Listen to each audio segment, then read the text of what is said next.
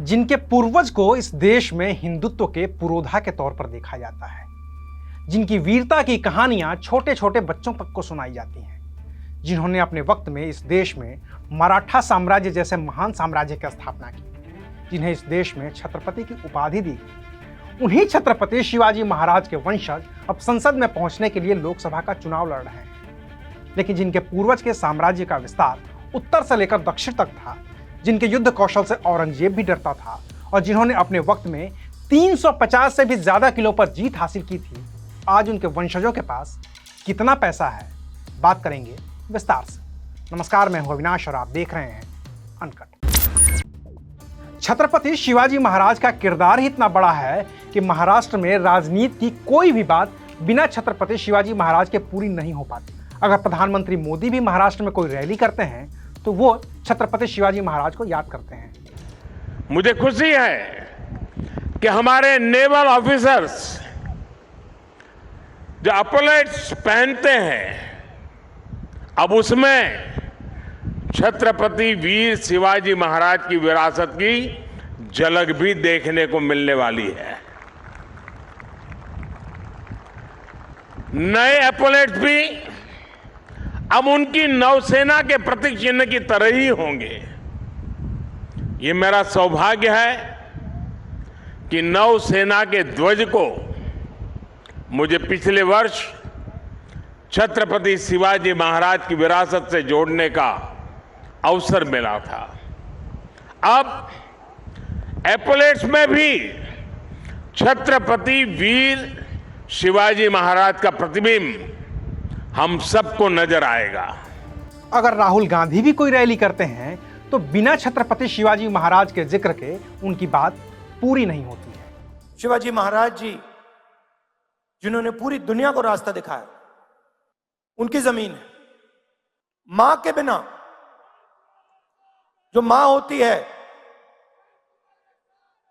वो बेटे को रास्ता दिखाती है। शिवाजी महाराज जी को शिवाजी महाराज किसने बनाया, वो कैसे बने शिवाजी महाराज, और वो शिवाजी महाराज थे क्या? हां, वो एक व्यक्ति थे जरूर, मगर वो सिर्फ एक व्यक्ति नहीं थे। उनमें और हम सब में क्या फर्क था? फर्क यह था कि वो महाराष्ट्र की आवाज थे। पूरी की पूरी जो आपके दिल में जो भावना थी वो शिवाजी महाराज के अंदर थी। लेकिन तब क्या हो जब इन्हीं छत्रपति शिवाजी महाराज के वंशज खुद चुनावी मैदान में उतर जाएं? इस बार ऐसा हुआ है। अगर 2024 के लोकसभा चुनाव की बात करें तो छत्रपति शिवाजी महाराज की 12वीं पीढ़ी छत्रपति शाहू शाहजी महाराज महाराष्ट्र की कोल्हापुर सीट से चुनाव लड़ रहे हैं। वो कांग्रेस के टिकट पर चुनावी मैदान में हैं, जिनके सामने महाराष्ट्र के मुख्यमंत्री एकनाथ शिंदे वाली शिवसेना से उम्मीदवार हैं संजय मांडलिक। उनके अलावा शिवाजी महाराज के एक और वंशज उदयनराजे भोसले भी चुनाव लड़ रहे हैं। उदयनराजे भोसले सतारा सीट से बीजेपी के उम्मीदवार हैं और वो छत्रपति शिवाजी महाराज की 13वीं पीढ़ी है। सतारा के लोग उदयनराजे भोसले को महाराज उदयन के नाम से संबोधित करते हैं। कोल्हापुर से चुनाव लड़ रहे छत्रपति शिवाजी महाराज के वंशज छत्रपति शाहू शाहजी ने चुनाव आयोग को जो हलफनामा दिया है उसके मुताबिक उनके पास करीब 297 करोड़ रुपए की संपत्ति है। इसके अलावा उनकी पत्नी यज्ञासेनी राजे छत्रपति के पास करीब 41.6 करोड़ रुपए की संपत्ति है। इसमें 17.35 करोड़ रुपए की चल संपत्ति और करीब 23.71 करोड़ रुपए की अचल संपत्ति है। चुनाव आयोग को दिए हलफनामे के मुताबिक शाहू जी महाराज के पास करीब 123 करोड़ रुपए की कृषि योग्य जमीन है। बाकी दुनिया की 2 मेबैक विंटेज कार में से एक कार शाहू जी महाराज के पास है, जिसकी कीमत करीब 6 करोड़ रुपए है।